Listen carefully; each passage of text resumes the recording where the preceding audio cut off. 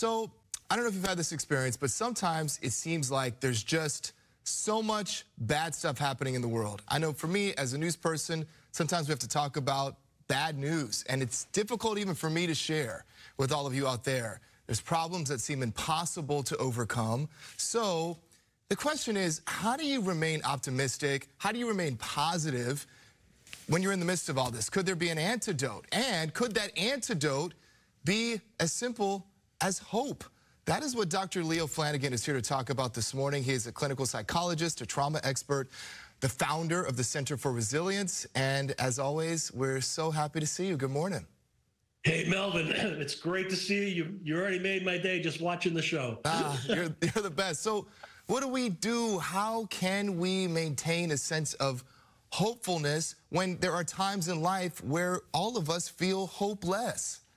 So this is not hope like I'm buying a ticket at a racetrack on a horse because I like the name. This is hope with a strategy and a plan. So first thing is, where would I like to make a difference? Where would I like to have a goal? You know, we just heard about homelessness, and that's, of course, an important issue across really the world. Do you want to play a part in that? Okay, so what's your goal? Do you want to volunteer? Do you want to start something? And the hope is creating an actual pathway, steps. It's more long-term and action-oriented than optimism. Optimism is important, but it's more time-limited. Hope is a pathway, and you break your goals into smaller chunks. So you have waypoints where you say, yeah, I'm making progress, right? Here I go down the path. And also stay connected to people, right? One of the biggest problems we have right now is loneliness. And so whatever path you set forward on to create hope is the antidote, to accomplish something and give yourself what we psychologists call agency, make sure you stay connected to people who could support you and give you feedback and tell you, hey, you're making progress.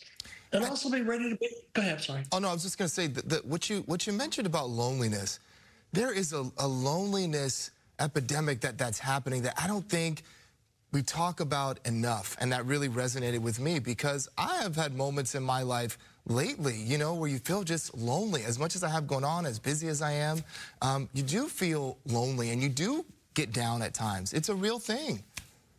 Absolutely. And personally, I took loneliness as one of the things I set out a hopeful course for. So very simple things. I no longer email somebody to say, would you like to have a conversation?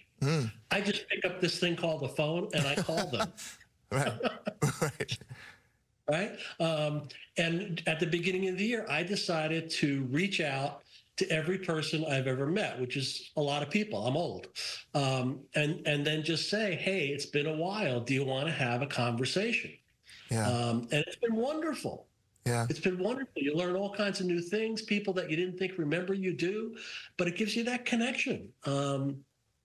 But yeah, it's a big problem we have. We're too much into speed and technology and email and texting. You know, I have a little bug about texting. If you're texting, you've probably got the implement that you can make a phone call with in your hand. You're right about that. It's true, but it's easier. It's sometimes you think it's quicker, or it's easier just to send a text, send a text really quick. But I think what you also frame up there is intentionality and being intentional about reaching out to people, about talking to people. We have to be intentional about wanting to connect and finding meaningful connections.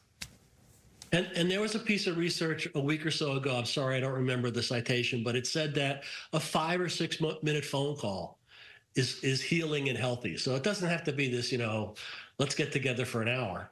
Yeah. Just let's touch base, just a few minutes. Something that helps me with hope in my life is gratitude in the moment. For it could be what some might think are the simplest of things. Like if I go to a store and I see a really cool pen, I'm like, thank you, this is really cool. I mean, just finding, if I see go to a store and I taste if they have samples, like I went to Trader Joe's, they had some cherries. I was like, this is a delicious cherry. I'm grateful. There are things that we can do throughout the day that can also uplift us. Not big things. They could just be simple things. A lovely conversation, a cool breeze right across our face. Just simple things to help us be more hopeful. We talked about this maybe last time about owning your joy. Yeah. And I got to tell you, our job here is to help other people, but that has been so helpful to me. I just make decisions all day long about what do I want to do to make myself happier, more joyful. Yeah. And I think it's important. I think hope really is an antidote, and to continue to intentionalize hope. Absolutely. And we have to look for it like you just did with, the conversation about homelessness. It's a terrible problem, but there are people that are making great inroads in helping people with this. There are mayors that are turning around their cities, and they're just regular folks, if you will, that are helping people out. That gives me hope, because it's not just, I hope it happens, but you can see it happening. You can see the waypoints. Yeah. You have to look for it. Yeah, you do. That's the part. You have to be aware, and you have to have your eyes open to receive it. And people that say sometimes, I don't have anything to be grateful for, I can't be hopeful, you're not looking hard enough, because it's probably right in front of your face, and it's probably just a simple thing that will uplift your spirit. So thank you so much. It's always good to talk to you on a Friday Melvin, great to see you, my friend. You too. Thank you. Well. You as well. And also, we want to mention Dr. Flanagan's book, Thriving in Thin Air, Developing Resilience in Troubling Times. It is